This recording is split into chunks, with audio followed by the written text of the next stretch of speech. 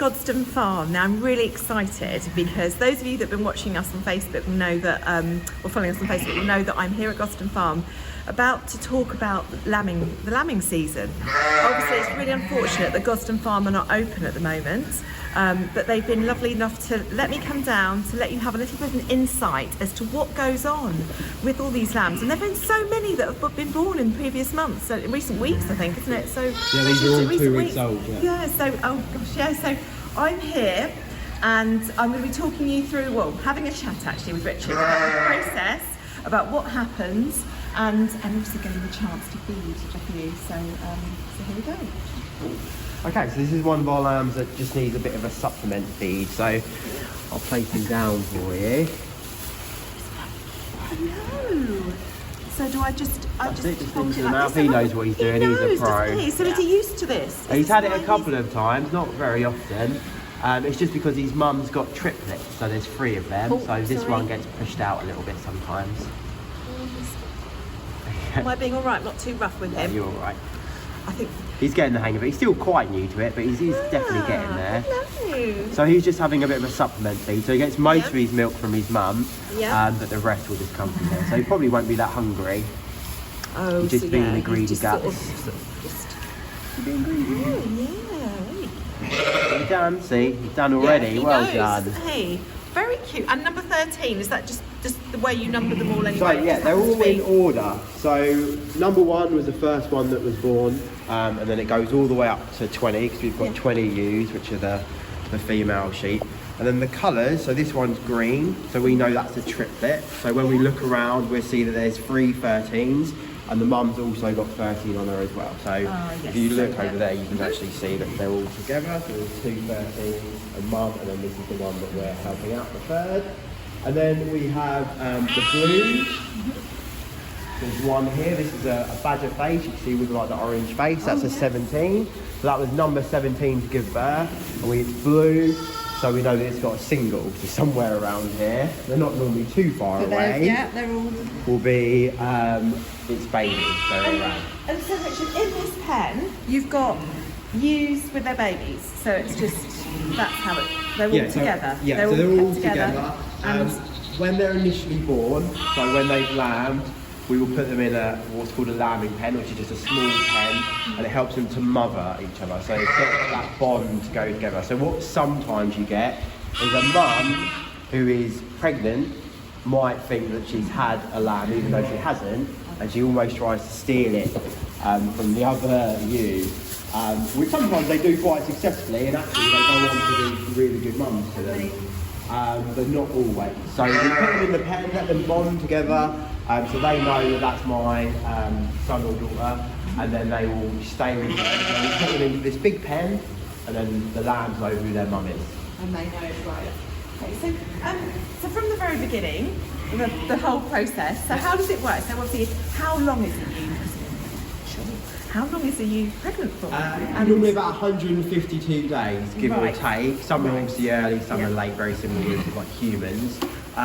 So yeah, many months ago, we had all our ewes together. We make sure they're nice and healthy and happy.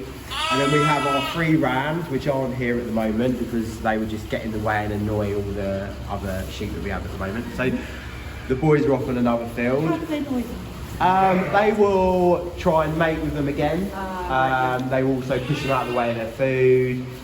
They're not going to really worry about the lambs at this point, so they will just tread over them and get in their way. So they're separated, but what we do is we put them next to all the ewes, so this is before they have the lambs, put them next to all the ewes for about 2 weeks, and that means all the girls and all the ewes will cycle at the same time, and then we put the rams in for normally about 2 weeks, sometimes up to 21 days. We put something called a raddle on them, which is like a strap with a crayon or paint on the front. And then they will mount the ewes and leave a mark on top of the ewe. So we know, in theory, that that ram has mounted that So ewe. you create that situation. Yeah. Yeah. So we then know if they've taken or not, if they've been mated with. Yeah. So we give them a couple of weeks to do all that. The boys are normally pretty good. They get in there and get it done pretty quick. And then we take the rams back out again because again they will just annoy the ewes, they're getting away, steal all the food.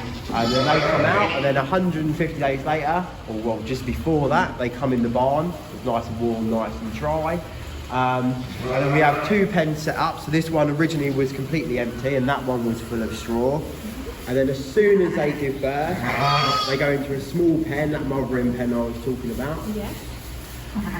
And then we leave them in normally for about a day, sometimes 2, depending on how well they've bonded, if make sure they're healthy. And then they go into this pen.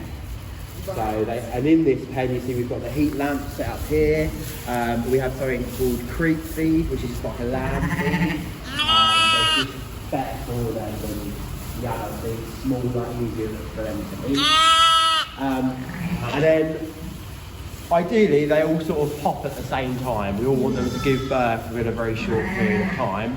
And actually, our whole lambing session, so we had the 20 ewes, they were all done in 11 days. Oh wow. So that's what we hope happens. It doesn't always happen that way. And normally you find once one goes, the others all get a bit excited and they start to lamb at the same time. So there are several times we'd have 3 or 4 ewes lambing at the same time. Right, because I've always envisaged that lambs, you sort of see them around the end of March time, April time. This seems quite early. Is there a reason why? So you can do it most times of the year. We choose to do it here really just around like school terms. We're lucky we've got this barn where, so a lot of the spring lambs, obviously they can be out in the spring, so the farmer will time it for that. That's when there's a lot of grass around and it's most dry as well. So that's one of the reasons why they do it in spring. But we're lucky here, we've got the barn. If we wanted to, say for instance some of these didn't have any lambs, so they weren't pregnant, we could then put them back in with the ram and then have some in the spring, so we could have 2 goes at it. Brilliant. And as the livestock manager here at Godstone Farm, would you be the person that would come in, say of a morning, to check and see if any of the ewes are lambing? Would it be you that comes in? I'm really lucky, so there's a team of 3 of us, so we were taking turns coming in early in the morning about 7 o'clock, and then we'd come in, we'd check throughout the day sporadically, and then again about 7, and then another time about 11, 12 at night.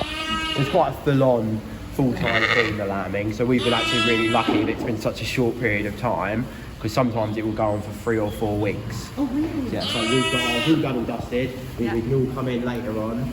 We're lucky because we don't have any true like orphan lambs. Because orphan lambs will feed every 3 or 4 hours sometimes when they're first born. So we've sort of been quite lucky to avoid all that.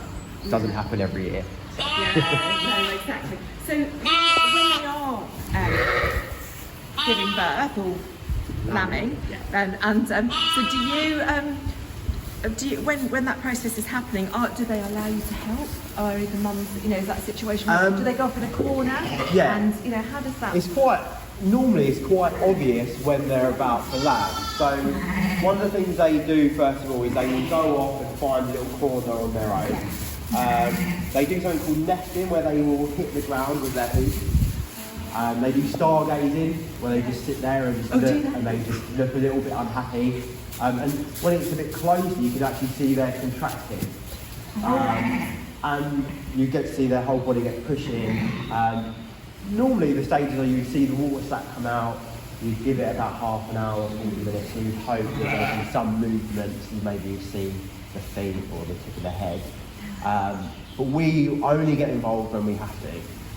So we want it to be as natural as possible, without putting any danger to you or the lamb. So you sit back, sometimes there's a lot of sitting and watching and just making sure that they're okay.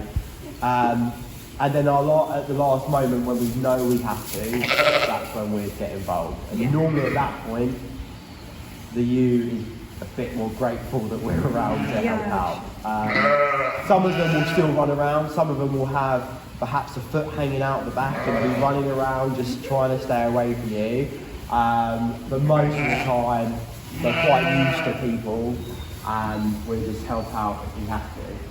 So that's good. And once they're born, does mum tend to? Because we were talking earlier about sort of how does that work? So when mum's born, they look after them straight away. They don't then leave them to their own devices? It's sort of, they are very much an animal. So they're actually really capable very quickly. So they will, once they're born, the mum will go down and clean them all off because they're obviously covered in all the hair. So she clean them off completely. And then normally within sometimes in about 10-15 minutes, they'll be standing up and so sometimes we might give them a helping hand, lead them in the right direction. But generally they do it all themselves. A really successful lamb, it is that the mum turns around, she cleans off the lamb within 10 minutes gets up, feeds, and has this colostrum. It's really important. So that's their first colostrum. If you all, how does that? So would you then feed it colostrum, or would you? Yeah, so we've got artificial colostrum, but it's never an exact replacement for real colostrum. Yeah. So depending on the situation, quite often if the mum rejected that lamb, then you'd actually milk the colostrum from the mum into a bottle and then feed it straight into the lamb, because it's very important. You'll tell very quickly within about 2 months if a lamb has had colostrum or not. Oh really? As soon as they go out on the grass, they're susceptible to all kinds of diseases, and if they've had this colostrum, then their chances are a lot higher. Yeah. So sometimes you'll find here with the orphan lambs, they do brilliantly because they're getting fed normally more than the others. They're all these big fat things running around, and then as soon as they go outside, they're just not used to it. They don't have that resilience that all the others will have. So they might need some kind of treatment or a bit of help on the way. Yeah. And just again, just remind me about the light here. So what's the light do? It helps the lambs. So yeah, we have this is our little pen just for the lamb, just because there's obviously a lot of ewes running around. So if they want to have a bit of space on their own, they can come in here. Yeah. The light, I mean, it's just because we're really nice. They wouldn't really need it. People will lamb this time of year outside. And sometimes it will snow and they will be absolutely fine. They're sitting next to the mum. But because we've got the space, we've got the electric, we give them a nice heat lamp. And actually sometimes you'll see the lambs really enjoy it, but the mums panic because they can't get in with the lamb. So they'll be on the outside trying to get to the lamb, and the lamb just sunbathing under the lamp. They also have our lamb feed in here as well. So the ewes, they get fed twice a day. Yeah. With a rationed amount, because we don't want them to get too big, we don't want them to get small. Where the lambs, they have an all-you-can-eat buffet, so their food is always in there. And it's because they're slowly adjusting, they're slowly coming off of milk and then onto solid foods. Yeah, I see. So to begin with, they're not really going to eat that at all, but as time goes on, they rely on that a bit more than they would their mum's milk. So, but we want to get them on solids as soon as possible. The quicker they're on solids, the less strain on the mum, so to speak. And with the mums as well, they're not territorial at all, are they? So they, if I can just see, they're all sort of they're happy with each other. They're not, they're not scared about. There is like an order. There is like a social order. So you will have some that are a bit more dominant than others. Ah, right. And you'll have some that are a bit not aggressive, perhaps, or a bit more confident. So like. We've got one here just standing right next to you, where, say for instance, our badger faces I mentioned earlier, so these ones here, the black mark down their face, they're a bit more timid, so they're less likely to come over. Where something like a Texel or Romney, so like a Texel here, they're really food driven. So they see us as a way of getting food, so they will come over and they're sort of best friends to us because they think we get food. Where the badger, if you want to try and stroke that one, that'd be very difficult. Oh really? Yeah. So then there's different breeds, so that but they're fine. So. Yeah, so there's different breeds all in together. The only thing we'd probably have to watch is like the size difference. Yes. So you see we've got lots of troughs in here, the black things are troughs where we put the food, and they will be separated out. And that's because otherwise all the big ones push off the smaller ones. So we just have to have lots of troughs, so they've all got their areas to feed. Yeah, I mean, they get on fine. You will see from time to time the mums will push away other lambs, because sometimes lambs get a bit cheeky or they get a bit confused and try and feed with another mum. Yeah. And the mum will smell or see that and push them off. Yeah, because we noticed earlier there was some of the lambs climbing over one of the mums, and it wasn't even her Yeah. ewes. She wasn't the ewe, but she wasn't the ewe mum. She was the ewe. It was a lamb. Yeah, so it wasn't it was just a lamb of another ewe. Yes, It that's just right. came along So and just jumped around. So some mums are a lot more patient than others, I guess, just with all things in life. They will sometimes don't care who's jumping on them because they're just sitting down and eating. Yeah. And others will be like, you can't jump on me because you're not my lamb. So it just really depends. They've all got their own personality. Some are a lot more laid back than others. No, brilliant. And the other questions we had was the numbers. So the numbering system is purely to tell you how many lambs they've had, and also I guess it's a monitoring system, is it? Yeah. So we know at a glance who's supposed to be with who. Yeah. So if we look over and we see like 11 there, and she's got just one lamb, and you think, well, where's the other one? You can just have a quick look round. Right, that lamb goes to that one. Because sometimes, for different reasons, the mums might run low on milk, or there might be a lamb that's ill, and we can track it back to the mum and see if it's something to do with maybe she's not giving enough milk, or she's got mastitis, or some kind of disease that we can then treat. So instead of just looking around hoping to find the mum, we know who they are. So it just makes our lives a lot easier. Yeah. So after the next few weeks, does the process start again, or is it just lambing around this time of the year? For us, with the amount of views we've got, that's it. We're done now. Yeah. So we're in the next week or so. These will be out on the grass. Right. And after, depending on how much grass we've got, depending on how the lambs are doing, they will stay with their mums for a good couple of months, and then we will wean them off. And then we'll sell them on.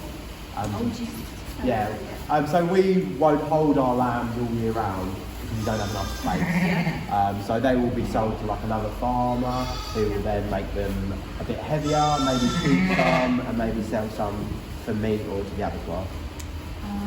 So that's like their full life cycle. And then the ewes, so our original 20, we will go through them, make sure they're all happy and see what needs they might have. So some might need a lot more food, some might need to go on a bit of a diet, and then the whole process will start again. We'll put them next to the rams, and then for a couple of weeks, the rams go in, and it all just starts again, ready for February. Yeah. So it's a nice, easy cycle. And so this milk is still a little bit more. Yeah. Is it still okay? Is it all right to give it to anyone, or is it just for that particular lamb So that we you fed? can never replace the mum's milk. The mum's milk is always going to be the best they can get. They do their best with that, but if you put a lamb on the bottle and then one off the bottle, the one off the bottle is always going to be a lot better. It's always going to be a lot healthier. So we wouldn't share bottles anyway. So we wouldn't use one bottle to another because there's bacterial infections they can pass on through each other. Things like watery mouth, which can be really horrible if we get something like that. So that now that bottle's been used, that will now go and be fully cleaned, and then again we'll use it for later on. Sterilised, ready to go again. So even though we've got milk spare, we wouldn't then go, oh well, you can have it, because actually what you're giving them is a product that's not as nice for them, not as good for them. Where it's always best to have their mum's milk. So we don't use that if we don't have to. Not that it's really bad, it's just never going to be as good Well, it's as the mum's milk. Yeah. And the last question I have for you, there's all these little ones. So how old would they be? The tiny, there's one in the corner over there. So you've got the ones that are a little bit older, I would have thought, because they're skipping around a bit more. Yeah, so we started on the 10th of February. So these are all from sort of 1 to sort of 2 weeks old, or 12 days old. So the size, actually at this point, is normally if they're a single or a twin or a triplet. Right. And sometimes it's down to their breed. So you can see we've got this black and white one here. That's a Jacob lamb, this one here. So that is always going to be quite lanky in build, where some of our sort of Texas crosses, the white ones, they're always a little bit bigger just because of the breed. But you always get like the singles, they're always going to be a lot bigger than the ones that have just got one, because they've got 2 tinks to feed from, loads and loads of milk. So they're always going to be a lot bigger. So in about a month's time, you'll see some real size differences. Oh, yeah. Oh, lovely. So, no, thank you very much. It's so interesting. interesting to see and obviously to talk about, you know, to find out a little bit more about the whole process, about what happens.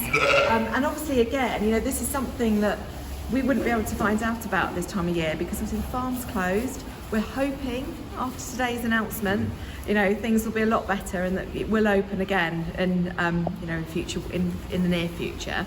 So fingers crossed. And I just want to say thank you from the Caterham District Independent team to be able to say thank you to you, Richard, for being able to help me today, talking to me about the process and telling me about what happens. And I wondered, is there any chicks perhaps that have hatched? We have actually had Maybe some we chicks. can move from land. Yeah, we've actually had some chicks that have hatched today. Well, some are actually due to hatch, and so they're actually pipping, so they're just coming out of their egg now.